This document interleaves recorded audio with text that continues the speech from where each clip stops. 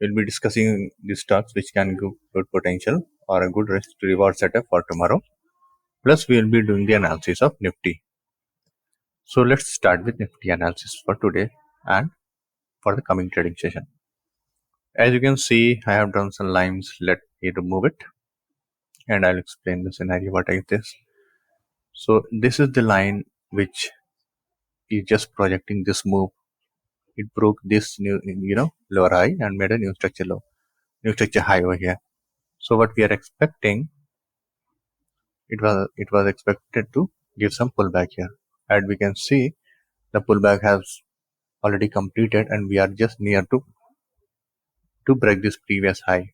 You see, we are almost got over to the high here. So our next expectation should be that this range should be achieved, right? We are looking one to one of this particular swing, the big one. But you can see the speed going forward is not so, equal to this speed. The momentum is getting diminished.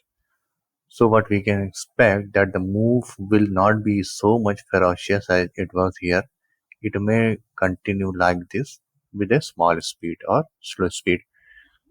As we can see inside this correction, new structure high was made here. This one, this, and once this was made, we again expected for a pullback. And if we project from here after making this high, this was the lowest point which we call higher low, and this higher low when projected exactly meets, and the speed is also the same, almost same. You see the slanting slope of these two lines is almost same. So we have got the target, one-to-one target. It cannot be named a target. Nobody knows target. In fact, this is just hitting the probability. What can be more probable? So this is what we have got, the one-to-one extraction up to here. Next, we may expect that going forward or tomorrow or coming trading sessions, either it continues somewhat up after breaking this high, then we might get a correction like this. And if we get that correction, then it will be a point to open a long trade. As we can see, this is our swing from here. If it is finished, we do not know exactly where it is finished. If it gets finished somewhere around here, we'll be plotting this retracement tool. And once the tool gives us the idea, we may go back to 3-minute chart or 5-minute chart, and we will be just watching the price movement somewhere around 17,760 future chart, 17,760. And if the price is getting slower here, then we will be opening a long position somewhere in this area. You see, this is a good support. Now, all right, this is the thing which we are expecting from the price which we still have. I mean the price action which we are having at our hand. The analysis is made on the basis of that. We do not know, it gaps down here, the premise will change, or we are expecting a pullback. Just like here, we were expecting some pullback and it gapped down. In the same way, it may gap down yesterday, tomorrow, or maybe continues with a gap up. So the exact scenario will only be visible after opening.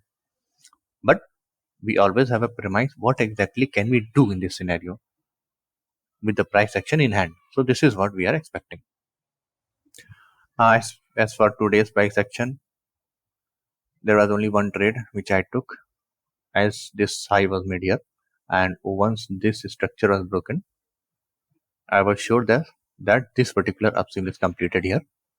So I was looking for a retracement counter trend, and I plotted this swing here, and okay, I entered in puts here.